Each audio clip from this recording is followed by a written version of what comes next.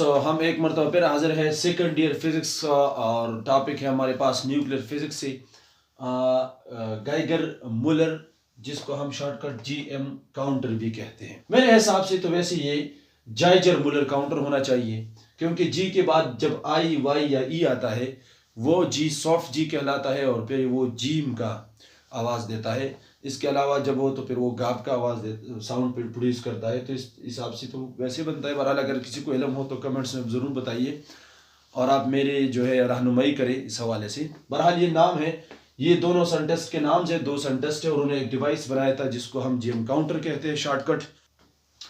सबसे पहले हम इस डिवाइस को डिफाइन करते हैं कि हमारे पास गिगर मुलर काउंटर डिवाइस क्या चीज़ है, काम क्या करते हैं। फिर उसके बाद हम इसकी कंस्ट्रक्शन के और तीसरे नंबर पे हम इसके वर्किंग के बारे में बात करेंगे इस वीडियो में इंतहाई मुख्तसर। इंशाल्लाह अगर आप इस वीडियो को एंड तक देखेंगे तो ये जीएम काउंटर जो है सेकेंडरी फिजिक्स का ये कंसेप्ट आपको क्लियर हो जाएगा। डिफिनीशन में हम कहते हैं डिवाइस, ये एक ऐसा डिवाइस है यूज्ड जो कि इस्तेमाल किया जाता है टू डिटेक्ट रेडिएशंस। कैसे radiations? Alpha beta gamma radiations को मालूम करने के लिए कि किसी इलाके में आया ऐसे रेडिएशंस या किसी मटेरियल से ऐसे रेडिएशंस निकलते हैं या नहीं, तो उसके लिए हम एक डिवाइस जीएम काउंटर इस्तेमाल करते हैं। और हम जानते हैं कि अल्फा बीटा और गामा जो रेडिएशंस निकलते हैं वो हमारे पास in the result of radioactivity, जो कि काफ़ी एनर्जेटिक रेडिएशंस होते हैं और ये आयनाइजेशन काज करते हैं, लिविंग थिंग्स के लिए ये नुकसानदेह होते हैं। तो इसको हम मुख्तलिफ इस डिवाइस को मुख्तलिफ फील्ड्स में इस्तेमाल करते हैं। मसलन हम हेल्थ में इसका इस्तेमाल करते हैं। अगर ऐसी रेडिएशन की ज़रूरत पड़ती है तो उसको डिटेक्ट करने के लिए, मैग्नीट्यूड को कंट्रोल करने के लिए जीएम काउंटर को इस्तेमाल किया जाता है। इस तरह अगर आप जो कार्बन डेटिंग के लिए मुख्तलिफ़ किस्म की, अगर आप किसी चीज़ का उम्र मालूम करना चाहते हैं कि कितने ज़माने का है, कितने हज़ार साल पुरानी ये चीज़ है, तो उस सैंपल की एज के लिए हम जिसको हम कार्बन डेटिंग कहते हैं वगैरह वगैरह, तो उसके लिए भी इस डिवाइस का इस्तेमाल किया जाता है।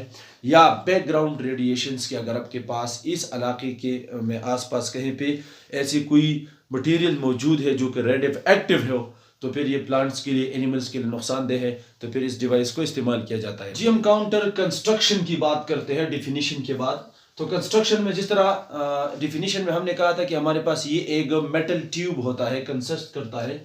तो ये जो जीएम काउंटर है ये हमारे पास एक मेटल ट्यूब से बना हुआ है पूरा। इसके अंदर हमारे पास लो प्रेशर गैस होता है लेकिन लो प्रेशर पे, क्योंकि उसको आयनाइज करने में आसान आयनाइज किया जा सकता है हाई प्रेशर के मुकाबले। इस साइड को ट्रांसपेरेंट रखा जाता है, ओपन नहीं होता, ये सारा ट्यूब इनक्लोज होता है, जिसके अंदर पूरा ये बॉडी जो है ये मेटल से बना हुआ होता है। इसके अंदर लो प्रेशर गैस है और ये साइड हमारे पास ट्रांसपेरेंट सा होता है। तो यहाँ पर हमारे पास इस ट्यूब के अंदर जो कि मेटल से बना हुआ होता है, यह साइड थोड़ा सा ट्रांसपेरेंट, जहां से रेडिएशन एंटर हो सकते हैं, लेकिन ओपन नहीं होता, क्योंकि जब आपके पास ओपन है तो फिर गैस निकलेगा और जाहिर बात है कोई किस्म के गैस जो आप अपनी मर्जी का आयनाइजेशन के लिए इनक्लोज करना चाहते हैं तो फिर आप इसको इनक्लोज नहीं कर सकते। तो दूसरा ये होता है कि इस बॉडी को एक हाई पोटेंशियल जो कि 1000 वोल्ट तक बॉडी के साथ कनेक्ट किया जाता है नेगेटिव, और इसके बीच एक वायर होता है हॉरिजॉन्टल एक्स एक्सिस की थ्रू जो कि कनेक्ट किया जाता है। बीच में एक लोड होता है जो आपका काउंटर डिस्प्ले भी हो सकता है या कोई स्पीकर भी हो सकता है, और उसको फिर कनेक्ट किया जाता है पॉजिटिव के साथ। तो मैंने लिखा कि कंस्ट्रक्शन में it is a cylindrical metal tube, ये हमारे पास एक ट्यूब है और सिलेंडर से बना हुआ है विद गैस, और इसके अंदर गैस होता है। ये गैस लो प्रेशर में होता है, इसके अंदर जो गैस है वो उसका प्रेशर कम होता है। filled and along horizontal wire along axis of tube, इस ट्यूब की एक्सिस, इसके अंदर एक वायर रखा जाता है और ये वायर यहां से बाहर निकला हुआ होता है। तो यहां पर एक इंसुलेटर को इस्तेमाल किया जाता है ताकि इस बॉडी को इस रॉड के साथ टच न होने दिया जाए, क्योंकि बॉडी आपके पास नेगेटिव से कनेक्टेड है और रॉड हमारे पास पॉजिटिव से कनेक्टेड है, और इन दोनों के बीच 1000 का पोटेंशियल है, तो कनेक्ट नहीं होना चाहिए। बीच में इंसुलेटर होता है और ये रॉड इस ट्यूब की बीच में सस्पेंडेड रहता है अलोंग द हॉरिजॉन्टल एक्सिस। ठीक है। फिर क्या होता है of the tube, wire is maintained, 1000 volt with respect to the tube. और इस वायर को जो कि बीच में हॉरिजॉन्टली लगाया जाता है उसको और इस ट्यूब को कनेक्ट किया जाता है, जिसको हम कहते हैं 1000 वोल्ट। तो स्टूडेंट्स अगर देखा जाए तो इस और इसके बीच कोई कनेक्शन नहीं है, तो इस वजह से ये तो कनेक्टेड है ये वायर, और इस बॉडी के लिहाज से 1000 पोटेंशियल डिफरेंस के थ्रू कनेक्टेड है। वायर पॉजिटिव है और ये बॉडी नेगेटिव है। वायर्स जो हमारे पास है एक्चुअली एक मेटल ट्यूब है, इसके अंदर हमारे पास लो प्रेशर गैस होता है, इसके बीच एक हॉरिजॉन्टल वायर है जो कि 1000 वोल्ट के पॉजिटिव से कनेक्टेड होता है। ये वायर इस तरीके से बाहर निकलता है इस ट्यूब या कैप्सूल से, जो कि बीच में एक इंसुलेटर लगा हुआ होता है ताकि ये उसके बॉडी के साथ टच ना हो जाए। फिर बीच में एक लोड लगाया जाता है जो कि डिस्प्ले भी हो सकता है, काउंटर या कोई स्पीकर वगैरह भी हो सकता है। और पोटेंशियल सोर्स का जो कि काफी ज्यादा 1000 वोल्ट है, इसका नेगेटिव जो है वो इस ट्यूब की बॉडी के साथ टच किया जाता है। तो स्टूडेंट्स तीसरे नंबर स्टेप पे आइए देखते हैं कि वर्किंग कैसे करते हैं। पहली बात करते हैं जीएम काउंटर की वर्किंग की कि ये काम किस तरह करते हैं। तो वर्किंग में हमारे पास when high energy particles alpha beta या गामा रेडिएशन या पार्टिकल्स वगैरह जो है एंटर्स द ट्यूब, अगर आपने इसको काउंट करना है तो ये किस तरह काम करते हैं। ये लेफ्ट साइड है, ये राइट साइड है। मैंने कहा था डिफिनीशन में से पहले कि इस साइड को हम कंस्ट्रक्शन में किस साइड को हम ट्रांसपेरेंट रखते हैं। तो यहाँ से अल्फा बीटा या गामा रेडिएशन जब इस साइड से एंटर होते हैं ट्यूब के अंदर तो क्या होता है, it ionise low pressure gas. तो इसके अंदर जो लो प्रेशर गैस होता है ना वो आयोनाइज हो जाता है। किसी तरह ये गैस के एटम्स होते हैं, वहां से जो अल्फा बीटा और गामा रेडिएशन आते हैं तो उनके अपने अपने आयोनाइजेशन पावर है, क्योंकि अल्फा के ऊपर भी चार्ज है,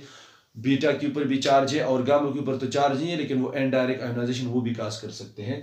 तो वहां से जब यहाँ पर एंटर हो जाते हैं और किसी मॉलिक्यूल के साथ टकराते हैं या एटम के साथ जो इसके अंदर गैस है और लो प्रेशर में, तो उसकी आउटर मोस्ट शेल से इलेक्ट्रॉन्स को बाहर निकाल देते हैं। तो इस वजह से एक आयन बन जाता है क्योंकि वो इलेक्ट्रॉन लॉस करता है पॉजिटिव, और एक इलेक्ट्रॉन नेगेटिव बन जाता है। ठीक है, तो इस तरीके से जितने पार्टिकल्स यहाँ पे एंटर होते हैं वो उतने एटम्स को आयोनाइज करते हैं। तो मैंने यही कहा कि इलेक्ट्रॉन क्या होता है, रिमूव हो जाता है। तो फिर वही रिमूव इलेक्ट्रॉन जो है are attracted by the positive wire. बीच में हमने एक वायर रखा हुआ है जो कि 1000 पोटेंशियल डिफरेंस के through with respect to the body connected है। तो वो इलेक्ट्रॉन नेगेटिव है और ये वायर पॉजिटिव है, तो वो इलेक्ट्रॉन उसके साथ अट्रैक्ट होना शुरू हो जाते हैं। जब ये अट्रैक्ट होते हैं तो रास्ते में और भी इलेक्ट्रॉन एटम्स रास्ते में आ जाते हैं, क्योंकि वो इलेक्ट्रॉन बड़ी जबरदस्ती से और बड़ी तेजी के साथ इसके तरफ आते हैं।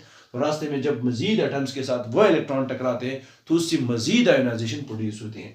तो यही मैंने लिखा है, also ionise other atoms in the path. जब उन इलेक्ट्रॉन के रास्ते में अदर एटम्स आ जाते हैं तो वो भी आयोनाइज हो जाते हैं। उनसे पैदा करदा इलेक्ट्रॉन्स और पहले से जो इलेक्ट्रॉन्स है वो सारे इस पॉजिटिव वायर की तरफ बड़ी जल्दी से आते हैं, क्योंकि हमने बहुत ज्यादा हाई पोटेंशियल इसको दिया हुआ है और बाय नेचर हम जानते हैं कि इलेक्ट्रॉन्स नेगेटिव और ये वायर पॉजिटिव एक दूसरे को क्या करते हैं, अट्रैक्ट करते हैं। तो फिर क्या होता है, प्रोड्यूस ह्यूज करंट। इसके रिजल्ट में फिर बहुत ज्यादा एवलांच ऑफ करंट जो है, इलेक्ट्रॉन जो है एक तूफान सा पैदा होता है, बहुत सारे करंट्स पैदा होते हैं इलेक्ट्रॉन्स। फर्दर फिर क्या होता है, इनको एम्पलीफाइड किया जाता है करंट को, इन इलेक्ट्रॉन्स को फिर फर्दर मजीद एम्पलीफाई किया जाता है सर्किट की मदद से, ताकि और ज्यादा सिग्नल लंबा बड़े एम्पलीट्यूड का सिग्नल जो है वो हासिल हो जाए। फिर इज गिवन टू काउंटर, फिर इसी सिग्नल को दिया जाता है, रास्ते में एक लोड लगा हुआ होता है। ये लोड आपके पास कोई काउंटर डिस्प्ले भी हो सकता है या स्पीकर भी हो सकता है, कि यहाँ पर जब पार्टिकल्स आते हैं उसकी वजह से करंट इलेक्ट्रॉन्स प्रोड्यूस होते हैं बिकॉज ऑफ द आयोनाइजेशन, वो यहाँ पे अट्रैक्ट हो जाते हैं, फिर आ जाते हैं लोड से पास होकर पॉजिटिव नेगेटिव आ जाते हैं पॉजिटिव की तरफ। इस तरीके से स्पीकर जो है अगर यहाँ पे लगा हुआ है तो वो आवाज पैदा करेगा हर टाइम जब पार्टिकल्स एंटर होंगे, आयोनाइजेशन होंगे, यहाँ पे आवाज देगा। इसके अलावा यहाँ पर आप डिस्प्ले या कोई काउंटर भी लगा सकते हैं जो इन पार्टिकल्स को काउंट करेंगे। स्टूडेंट्स, इस तरह की वीडियोस हम इंशाल्लाह शासिब एकेडमी और साइंस एकेडमी पश्तो के ऊपर पश्तो ज़बान में और इसके ऊपर हम उर्दू ज़बान में अपलोड करते रहेंगे, जिनके लिंक्स हमारे पास इस वीडियो के डिस्क्रिप्शन में मौजूद है। आप इनको फॉलो और सब्सक्राइब जरूर कीजिए ताकि हमारी हौसला अफजाई हो जाए। Thank you very much for